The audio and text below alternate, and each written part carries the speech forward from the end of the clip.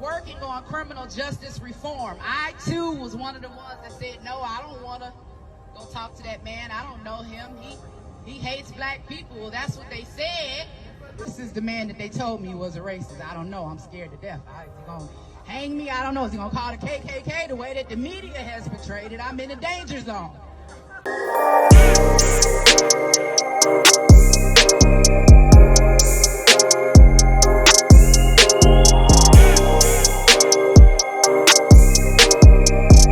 When it comes to President Donald Trump, I want to say this because a lot of people accuse this man of being a racist. And I just want to say that I met President Donald Trump working on criminal justice reform. I too was one of the ones that said, no, I don't want to go talk to that man. I don't know him. He hates black people. Well, that's what they said. And so they said, well, Angela, he's working on criminal justice reform. You have a story. Many of you may or may not know that I served time in a Georgia state prison. And while I was serving time in that prison, I was pregnant. And when it was time for me to deliver my baby, I was transported to a hospital here in Georgia by a police officer, and I was chained to a bed, and I was forced to give birth to my baby with a sheriff watching for a nonviolent crime. Also separated from my family for a nonviolent crime. But you know, the Democrats said we only supposed to fight for the family separation at the border. They forgot all about the family separation in the border. They want Trump to apologize for the CP5, but they ain't demanded that Joe Biden apologize for the 94 crime bill. But that's something else. I had a story. They told me that this man was a racist, but I had a story, and I knew that if I could use my story to convince this man that there was a need to reform our criminal justice system, then I would do that.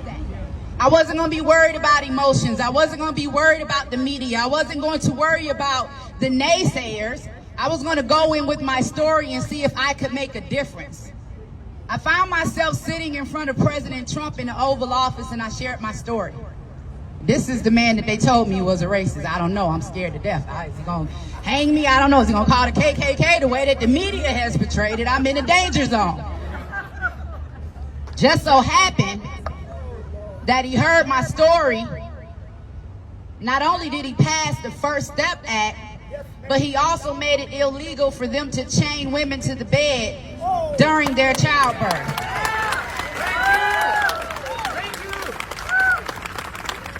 This white man that they told me was a racist, they told me he hated black people. So not only did he just sign one of the most historic forms of criminal justice reform legislation to ever hit this nation, overturning the 94 crime bill that massively incarcerated black America, freeing nearly 20,000 people to this day. The First Step Act. I sat in the Oval Office with a lot of criminal justice reform advocates. I saw Kim Kardashian on the front page taking her pictures. I saw Alice Johnson. I saw Louis Reed. I saw Van Jones. I saw Jessica Jackson. I saw, what's her name? Vivica Fox. I saw Isaiah Washington. But I don't see any of them here today. A lot of people want to take a lot of credit for being criminal justice reform experts, criminal justice reform advocates, but to tell the truth, you didn't free nobody. Trump did.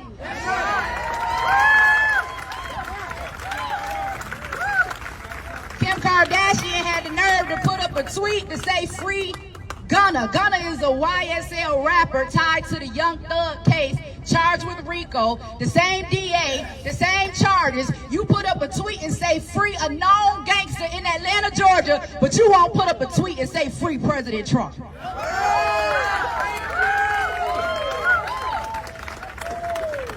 And the only reason you getting any credit for freeing anybody is because President Donald J. Trump signed the papers. As a criminal justice reform advocate, somebody that's grateful to President Donald Trump for giving me a second chance, giving me an opportunity to run for Congress by clearing my record. Somebody who was completely oblivious to the corruption that happens in Atlanta, Georgia. I just wanted to do something for my community. I refuse to be silent. Not only will I stand for Atlanta, Georgia, not only will I stand for America, Not only will I stand for the babies being aborted in the womb, not only will I stand for the mothers that choose life, I'm also going to stand with President Donald Trump. He's made it clear throughout his life that he believes black people are inferior. Like he believes that to his core, in his bones. He wouldn't let us live in his buildings back in the day. But also, when you hear some of the stray comments he makes, he clearly believes in a genetic hierarchy of humanity and is racially determined. So he is a tried and true, like, dyed-in-the-wool racist. Like, in the core of his being, he's a racist. And then hear the media, because before the media started saying he was racist, I never heard a black leader say it. I never heard my grandmother say it. I never heard no one even mention anything bad about him other than rappers giving him praise in over 300 to 600 rap songs. So for the media to say, oh, he's racist, I knew they were playing con on us. Straight Democrat, but I'm for the best person. Yes, but sir. Now, why you got Donald Trump? Because I paid attention in school when I was a kid, and so I know the true history of both the Republican and Democratic Party. I know that they really didn't switch during the Nixon Southern strategy. That one became more clever than the other in dealing with black people. We the Democrats niggas. We got away. We were the Republicans' friends. We was their friends, but we were the Democrats niggas. The origins of the Ku Klux Klan, it originated out of the Democratic Party. The Ku Klux Klan? It did. Okay. Every civil rights legislation that ever has been passed in this country was authored, written, sponsored, and voted on 100% by Republicans and not Democrats. Every civil rights legislation. Well, what you gonna do? So let me ask you about Trump. Right. So as a kid, I remember being 6, 7 years old and seeing Donald Trump receiving an award with Muhammad Ali, Rosa Parks from the NAACP. Not only that, he engaged and interacted in our culture from the 80s throughout the 90s and even the 2000s, from rappers to Michael Jackson. Swear to the truth, nothing but the truth. Put my hands on the Bible, y'all point me to the booth. Swear to the truth, nothing but the truth. Put my hands on the Bible, y'all point me to the booth. Swear to the truth, nothing but the truth. Put my hands on the Bible, y'all point me to the booth. Swear to the truth, nothing but the truth. Put my hands on the Bible, y'all point me to the booth. Swear to the truth, nothing but the truth. Put my hands on the Bible, y'all point me to the booth. Swear to the truth, nothing but the truth. Put my hands on the Bible, y'all point me to the booth. Swear to the truth, nothing but the truth. Put my hands on the Bible, y'all point me to the booth. Swear to the truth, nothing but the truth. Put my hands on the Bible, y'all point me to the booth. Swear to the. When we looked out into our culture, his face appeared many, many times. So for me to grow up now, and I can remember when America was great. I can remember when black children could play outside all day long, and you didn't hear about kids being kidnapped. You didn't hear about drive-by shootings.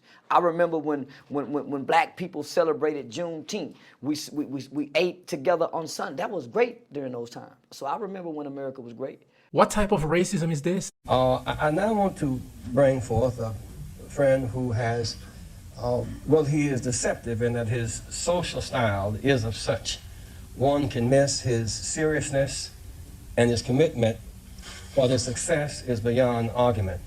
When we opened this Wall Street project and we talked about it, he gave us space at 40 Wall Street, which was to make a statement about our having a presence there.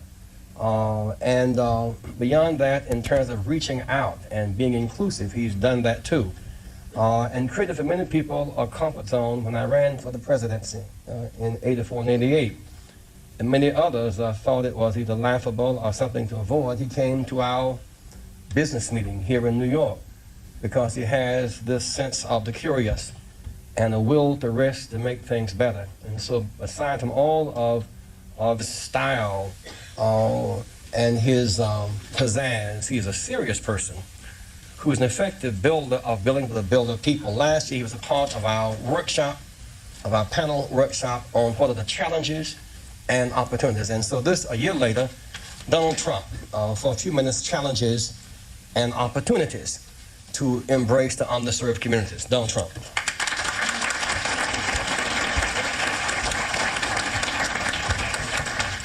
Well, it is an honor to be here, and I was with Jesse last year, and we had a lot of fun, and it was a little different. Jesse started off by saying most of the wealth in this country is in the hands of a few. And I thought to myself, is that a bad thing? Is Trump a racist? I don't think so. I've talked to a number of black entrepreneurs who back in the late 80s and 90s, early 90s, were trying to get financing. They couldn't. Somebody told them to go check with Donald Trump. So they come back and tell me they got a loan from Donald Trump. He gave them a term loan. Show up with the interest and the principal, one check. But they had to go see him personally. They independently relate this tale that when they saw him, he said, "This what you supposed to pay me? This our agreement?" I said, "Yeah." And then tore the check up, shook their hands, and congratulations. Now run your business. He didn't have any problem with dating a black woman, walking her down red carpets. Most people don't know this. He was the finance man behind Jesse Jackson's 2 runs for president. First of all, this is what the news won't show. We would like to thank you for everything that you've done for the African American community so far. We thank you for criminal justice reform. We thank you for the lowest black unemployment rate in this country, sir. And finally, most importantly, sir, thank you for saving America, and thank you. Thank you. Thank you.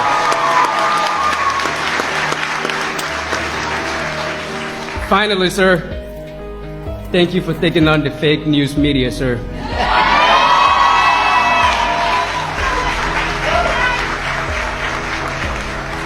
Thank you, Ben, and that's from the heart. I'm going to end the argument once and for all why Donald Trump is the greatest president of all time. And trust me, it's not even close. He went to North Korea and brokered peace when the mainstream media said that there was going to be nuclear war. 6 million new jobs were created under Trump. We had the lowest unemployment rate in over 50 years. More than 4 million people came off of food stamps. He created the biggest tax cuts ever for all social classes. He signed an executive order to clean the oceans. He's the only president to take on human trafficking, aka modern slavery. He created a human trafficking task force and made January National Human Trafficking Awareness Month. For all the black people screaming racist, racist, racist, we had a record low black unemployment rate, funding for HBCUs, opportunity zones, and criminal justice reform. So stop getting into your feelings on me and find me evidence of another president with a more impressive resume. So yesterday I did a video talking about free Trump, because that's my president. And I was proud how black people were standing together to get him released from jail. Period. We're making better decisions. Black people had to come on there and be like, what he ever did for black people, what he do for us. All he cared about is white people and money. All right, well, I'm about to give y'all at least 5 different instances where Trump helped us. Instance number 1. He linked up with Ice Cube to give $500 billion to the black community. Now, it was interrupted, but he did link up to get this done. You don't believe me? Look it up. Instance number 2. He gave 10 years of funding to HBCU colleges. If you don't know what HBCU college is, please don't tell me you black, because that is historical black colleges. 10 years of funding. He was the first president to ever do this. Ain't nobody did this. Even your precious Obama didn't even do this. This man opened up opportunity zones in black neighborhoods. And it sounds exactly how it sounds. Opportunity zones. Now, remember the last time you heard anything about an opportunity in the hood besides selling drugs? This man freed Kodak Black, Harry-O, and Lil Wayne. What y'all mean he racist? What y'all mean he don't care about black people? Not to mention that they were all 3 locked up because of Biden, a bill that he signed back in the 90s called a crime bill where he called black people predators. All I'm saying is do a little research before you get to judging people based off of what you heard from somebody else. You know what blows my mind? When 9 times out of 10, when people say they don't like Trump or they don't support Trump, and I be like, why you don't like Trump? Tell me honestly why you don't like Trump. The first thing out they fucking mouth is, he's a racist. Bitch, we all a little racist. Everybody in the world is a little racist. All of us go places and say shit about the other race. Everybody is a little fucking racist. It's in our DNA, each and every last one of us. It's in us to stand with your people. Let me tell you something I hear my fiance say all the time. If you walk into a room full of white people and there's one black person, by nature, you're going to go over there and introduce yourself to that black person first, because you're going to be like, oh, that's me. If a white person walk in a room full of black people, they're going to naturally zero in on the other white person. We all are a little fucking racist by nature. Come with something else. Come with something else. Now, I was one of them people too once upon a time. When Kanye was running around with Trump, I could not understand that for the life of me. I'm like, why the fuck would he be running around with Trump? Like, until I start doing my own research, which the fuck I keep telling y'all to do. Trump is not the enemy, bro. Trump is actually on the right side of the fence. You're just so blind, y'all don't see what the fuck is really going on, bro. Like, most of y'all just watch the news, and that's where y'all get all your information from. The news, when he was walking around telling y'all that that's fake news, it is, y'all. It's propaganda to brainwash y'all, bro. Like, I hate that, like, I'm one of these people now because we are the people that sound fucking crazy. Wait till y'all realize that Trump was never the problem. Oh, my God. It's just fucked up that by the time y'all wake up, it be too late. Most of the time when motherfuckers start finding out shit, it be too late. It be too late because nobody cracks open a book. Nobody digs deep and really find out what's going on. They just cut the TV on and let the program them. And that's what they believe. That's what they walk around screaming. That's what they stand by. Like, Left knows exactly how to bait black people because they use things like racism. The other day, Michelle Obama went on TV. She gave a whole speech, talked about how Trump was this and Trump was that. And at the very end of what she said, she made sure to say, and yes, it is racist. You know why? Because the minute you call anything racist or you add race into it, black people get emotional and they come out. Kamala did the same thing because they know how to bait black people in. Here's my thing, and I've told black people this before, who are Democrats. I don't try to convince Democrats to be Republican, but I try to convince them to do is know your history and read a little bit. Do your research. If you still want to vote Democrat, do what you do, but be an educated and an informed voter. Most Democrats can't tell you why they Democrats. They just hate Donald Trump. They can't even tell you what Biden did in 47 years, but they're going to vote for him. They can't tell you what Kamala did while she was in California, locking black people up left and right, but they're going to vote for her. When will the slaves get off the plantation? You know what happens when slaves get off that plantation? The house tell on them. Really has proven to be a very nasty and vicious racist. He's been a racist. Whether you like it or don't like it, I happen not to like it. Most of the people in this room happen to not like it. And if somebody does like it, they're not supposed to be here. Biden spent years palling around with notorious segregationists. You know that. He boasted that his home state was a slave state. He was very proud of that. He thought it was great. If you go back and look at his body language and the way he said it, he was very proud of it. He said that he didn't want his children to grow up in a, quote, racial jungle. I don't want my children in a racial jungle. Joe Biden drafted the 1994 crime bill, which caused unfair sentencing disparities that devastated the black community, black families. Cory Booker called Biden the architect of mass incarceration.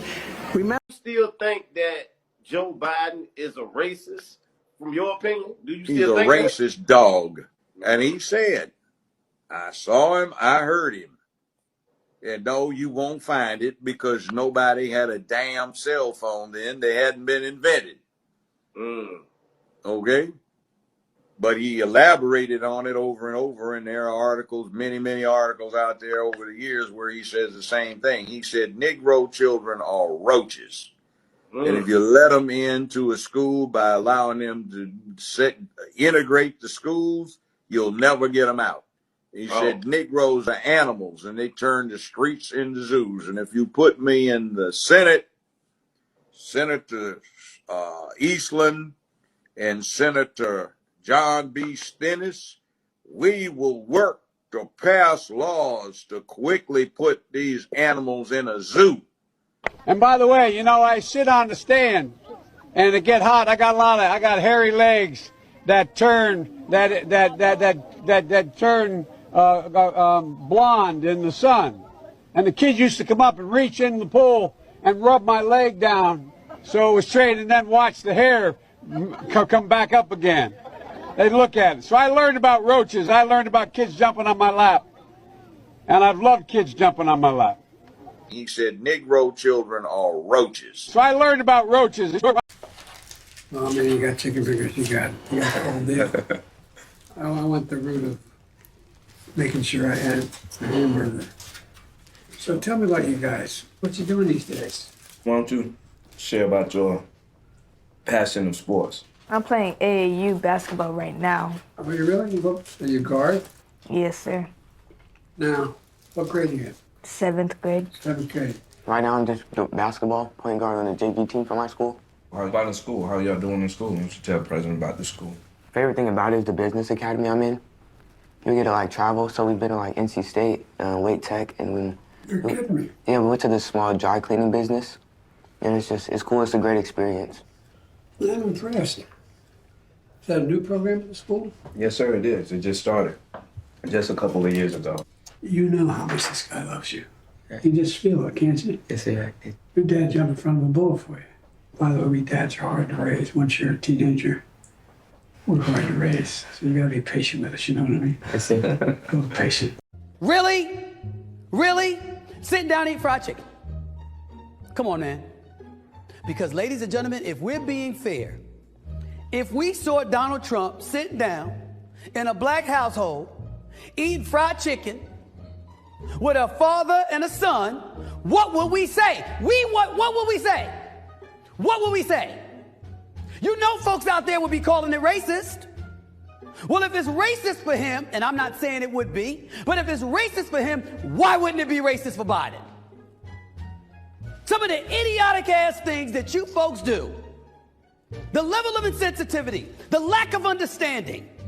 No wonder people are willing to vote for Trump in 2020. If you have a problem figuring out whether you're for me or Trump, then you ain't black. No. Vote for Joe Biden, or you ain't black. Cardi B said, don't call me. Charlamagne the God said, and I ain't endorsing shit in 2024. Even Louis Farrakhan race baiting ass ain't all in on Democrats in 2024. Folks are waking up. Promises made, no promises kept. And Democrats are scared. That's why they want this influx of illegals. They'll play savior and have these people voting Democrat for the rest of their lives. And I am proud of folks for speaking up and speaking out. The Democrat conglomerate on the black vote is slipping, and they're starting to feel the heat. For if Donald Trump is as weak of an opponent as they say, then why are Democrats doing everything in their power to prevent him from running? The 14th Amendment. He wants to be a dictator. He's a racist. He's on the Epstein list. Black people, don't forget about the Central Park Five. Indemnify. I'm sorry, as someone who competes, I have never been across from a weak opponent and said, do everything in your power to stop this person from competing. Where they do that at? Huh? But in all seriousness, I will say this. Democrats are going to pull every trick out the bag to get you back on the plantation. Reference historical hurts, send the black gatekeepers out to call you racial epithets, have you questioning if you love your own people. You may even lose some friends, but stay the course.